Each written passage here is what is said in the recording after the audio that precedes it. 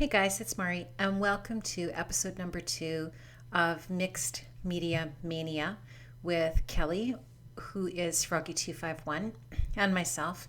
And Kelly and I have been challenging ourselves to use mixed media. Kelly's been focusing on scrapbooking, and I've been focusing on art journaling. And today we're focusing on specifically using gelatos.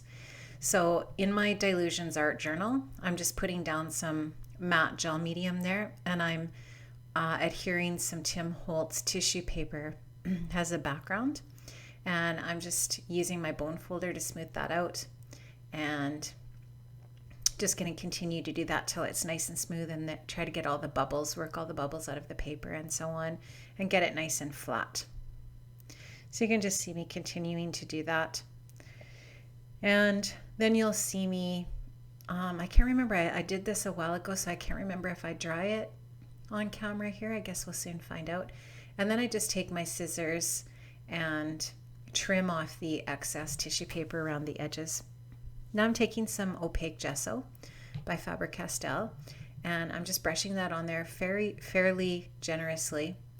And I'm just going to cover up some of that tissue paper so that the tissue paper isn't so bold in the background. I just want it to provide a little bit of a base, just so that when you can see through that gesso, it just makes it look a little bit interesting. So now that that gesso is dry, and I'm just going to take some cracked pistachio, I think, distress paint, and I'm just going to work it over the layout a little bit. So I'm just using a baby wipe to rub that around and spread that around a little bit. I'm trying to get rid of those dots, those blobs. And that is, I believe that's the metallic bronze distress paint. And I'm just going to work that around a little bit too. I did this quite a while ago in preparation for my first layout with this Mixed Media Mania series, and I ended up not using it.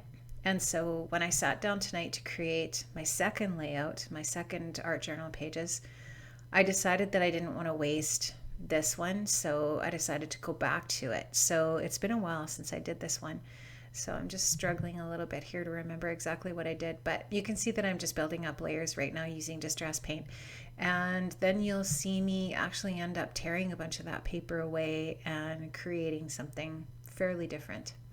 So I'm just going to go ahead still and continue with putting down some more of that, the bronze, and working that around the edges just to create a little bit of a shiny edge around there. I really like working with distress paint, and I don't have a lot of it yet. I'm just slowly kind of trying to build up my stash of distress paints, and actually mixed media products in general. I'm just slowly trying to build up a variety of different products. So now what I did was I took the parts that you've already seen, that obviously was extremely dry because it had been several days, and I took that and I just tore away some of the tissue paper and put another layer of gesso down, and now that's all dry. And now I'm just going to take some gelatos and I'm going to rub them quite generously on there too. Like I do rub fairly vigorously and get quite a thick layer of that in those different places. And I'm trying to just use a variety of purples and blues, teal and green. And then I also use some metallic silver. Most of the gelatos that I have, quite a few of them are the double scoop ones. And then I've got a few that were Michael's set, I think maybe, I don't know, a card making set or something like that. So I'm just going to add a little bit of water to the gelatos just to get them moving a little bit. I'm going to rub them just to make them a little more fluid and get them just to release them from the paper a little bit. Rub them around, and then you'll see me adding lots more water to them so that I can get them dripping. So just, because the paper is primed with that gesso, it makes it really fantastic to do this. It makes it so easy. The gelatos just want to run on the paper that way really nicely. So I'm just going to get them dripping down the page. And I love that. I love how that looks. It's kind of a rainbowy effect. I think it's really cool. So I think I'm going to, I'm just going to dry up the drips a little bit here. I'm going to add some more water. The one side's kind of seems to be, the left side seems to be dripping a little bit better. Just going to add a little bit more color there in a few places. I love that purple. And that metallic mint is so pretty too. I love gelatos. They're so much fun to work with. So just going to rub them around a little bit more, add some more water, and try to get them moving some more on the paper. And just really get a nice volume of dripping happening there, right to the bottom of the pages.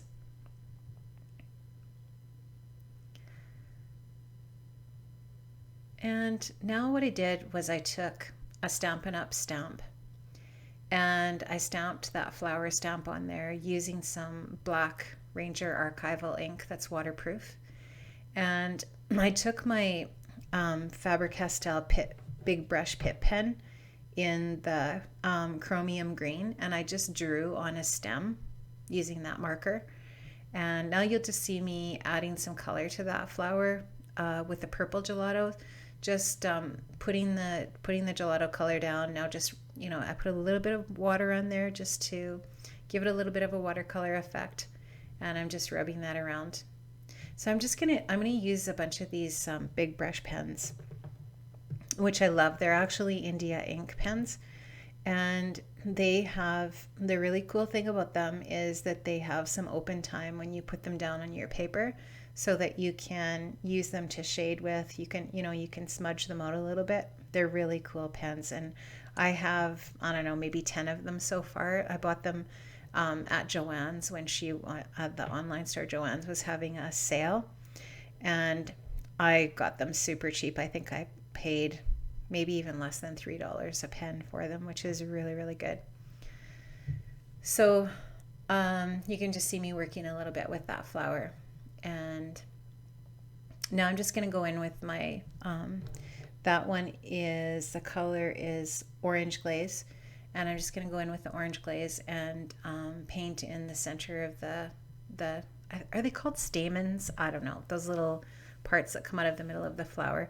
And then I also use a little bit of the brown, the nougat on those little inner parts of the flower there too.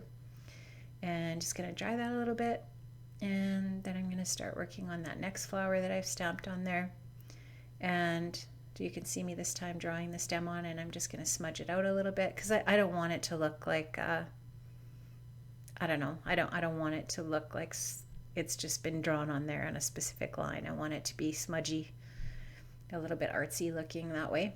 And then I'm just taking blue this time, and I'm going to make that flower blue. I'm going to use, sometimes I'm going to use a brush on here, but not always. Mostly I'm going to use my finger to blend the gelatos. You don't have to use water either. You could just blend them with your finger without water, because the gesso on there really allows the gelatos to move around nicely. And I'm just gonna do a little bit of blending there and add a little bit more color just to add a little bit of dark and light to those leaves, make them look a little bit more realistic. And doing the centers again.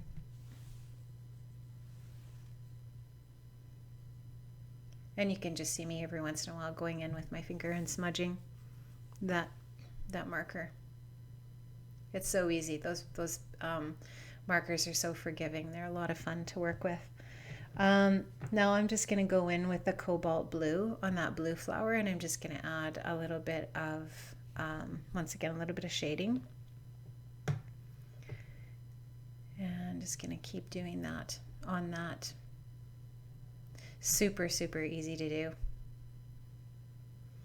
And I'm going to do the same thing on the purple. And that is manganese violet. That's what that one's called.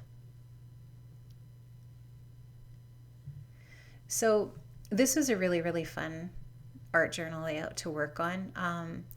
You know, I really didn't have any kind of vision of what I wanted to do. Kelly and I had decided that we were going to work on using gelatos on this layout, and I wasn't sure what exactly I wanted to do with it. So I have a really, really big stash of stamps from when I used to sell Stampin' Up. And my hope is that as I work through these art journaling pages, I can use those stamps a little bit more and get some use out of them in that way. And so this is one great way that I was able to use this flower stamp. So I'm just going to use that brown again just to create some shading behind the petals. And now you can see on the other side I've added a couple more flowers and some leaves to the flowers and so on, and just used a Sharpie pen to add a little bit of line to the stems of the flowers, just to give them a little bit of definition. So this is a Heidi Swapp stencil, and I'm using the dilution sprays, and I'm using the teal and the crushed grape just to, well, actually the butterflies are both crushed grape, but you'll see me add some teal dilution spray with another stencil here in a minute. So just adding some little butterflies there. Love the dilution sprays. Oh man, they're gorgeous. It's just such a nice product to work with. If you've never had a chance to work with Diane Reevely's products, they're fantastic. And these are two of the inks. And I can't remember if I got both of these in a hip kit. One for sure, maybe both. I can't remember. So there I'm using a Tim Holtz stencil to add some of that teal, adding a little bit more texture and color. Those colors are so vibrant, right, with those dilutions inks. And I'm just going to absorb a little bit of that excess off of there. And I tried to use up the excess off the stencil on that page further into the journal, so that I didn't waste so much of the ink. So if you ever watch any of Diane Reevely's videos online, she's infamous for trying not to waste her ink, which I really respect, because we all know that the products aren't necessarily inexpensive, and it's great to use up as much of it as you can. So I'm just drying that up a little bit so that I can go on to the next step. So one thing with mixed media that is important to remember is you always want to make sure that you're drying between adding more layers, and that way the products don't end up blending together, or they don't end up interacting in ways that you don't want them to. So I'm just adding that Bow Bunny stamp using the Ranger Archival ink in black, and you'll see me add other things over top, but once again you can still see a bit of it behind there, and it just adds another layer and some more texture to the journal pages. This is the part that I absolutely love the most out of this, and that's working with acrylic paint, because acrylic paint is my all-time favorite medium. I love, love, love acrylic paint. And I'm working with some Dina Wakley acrylic paints here, and I can't remember all the different colors that I use, but it should be fairly obvious when you're looking at them because there's not a ton of different colors in her line, but the colors that she has are gorgeous, and it's really, really nice paint to work with. It's quite a heavy body paint. It's not as heavy body as Liquitex heavy body, but it's a really nice weight of acrylic paint. So I'm just taking an old plastic card there, and I'm just swiping it on using both the flat side and the edge, and you'll see me just continue to use that technique on using that acrylic paint just to create some lines of the acrylic paint, which I think looks really cool. And it just actually even adds a little bit of, it almost makes it look like there's more flowers, stems, or bits in there, or it almost looks like it could be part of a flower bouquet. So I just really like that. I thought it was really pretty, and I'm still using all the same color palette that I have been with the blues and the greens and the purples. I didn't add any other different colors in. I wanted to stay within that same range so that everything just kind of blends together and looks really nice.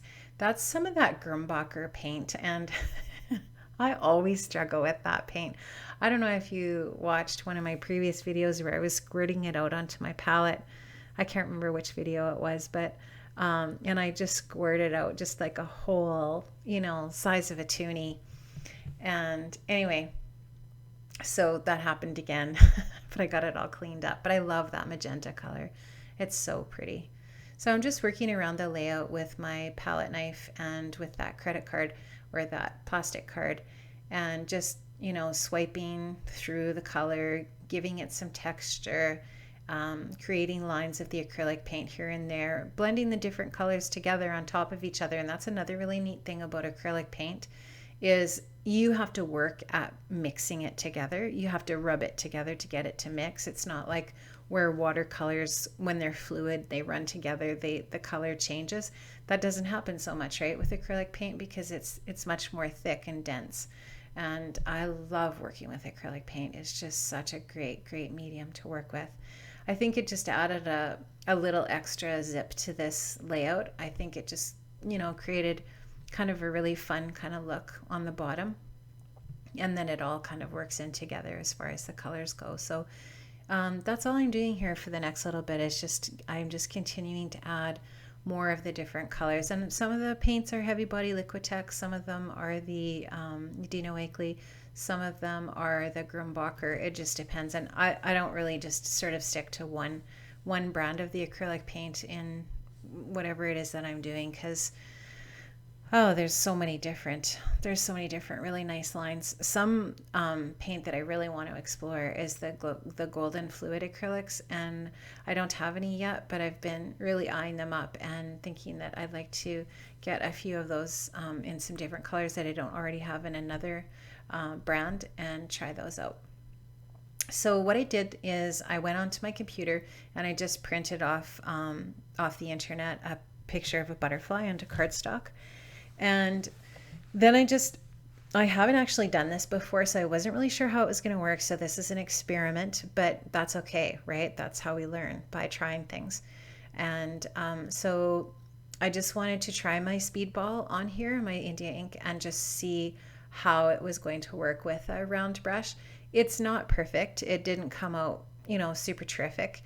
I end up using my black Pitt pen on it just to fix it up a little bit and make it look a little bit better, but I still don't mind it. I think it looks okay. I mean, it definitely looks artsy. It doesn't look perfect, and that's one of the things with these art journals, is obviously this is not a perfect science. It's meant to look like you had a lot of fun with it, like you were messing around with things, and that's definitely what I was doing here. And so I wasn't too worried about it turning out perfectly when I was doing the lettering on there. I wanted to add my own handwriting on here. I could have put thickers on here. I could have put stamps on here. I could have done a lot of different things, because I have lots of different options in my craft room for that. But I wanted to actually just use my handwriting. So what I put on there is, if nothing ever changed, there'd be no butterflies. And then, of course, I've got the stencils of the butterflies in the background, and then that butterfly that I printed, like I said, on a piece of cardstock. So I just thought that was a really pretty sentiment to put on here with the butterfly and with the different colors and so on. I just thought it was really springy and pretty and happy, and I liked it a lot. So that's what I did. So now I'm just taking my white gel pen and I'm just adding a highlight. So you can see that I've fixed the letters as fixed as they're going to be. They're not perfect, like I said. And now I'm just adding a little bit of a highlight, which actually finishes the lettering off quite nicely. And yeah, I'm just going to finish those up. And then you'll just see me adding a little bit of a frame in Distress ink in the Dusty Concord around the edges of both pages of the journal. I'm actually really considering getting a smaller journal. It's not that I really hate this larger version. I like it. It's neat, and I think probably I'm going to grow into it. But I think I'm probably going to get a smaller one too, just to try it out and see which I like better. This layout actually turned out okay with the 2 pages. I was able to find enough and create enough to actually fill both pages, and it worked out okay. I don't anticipate that that's going to happen with absolutely every one of my art journaling layouts. And so I'd like to get one of the, either the smaller dilutions one, which Kelly was telling me about, or I might get the moleskin as well, which I think those are really neat too. So I'm just going to take that butterfly now and I'm going to stick it down, and I just really, really had a lot of fun creating this art journal layout. It was really just an opportunity to just let the creative juices flow, so to speak, and have a whole lot of fun with different medium. So if you're thinking about art journaling, I really, really encourage you to try it out. And you know what? It's just a matter of experimenting with things and just having a whole lot of fun and just letting your creativity fly. And it's a really cool feeling when you're done and you create something that's kind of neat and it's different and it's yours. So that's my art journal for today. Thanks so much for joining me. Thanks for watching. Have a great day. Bye.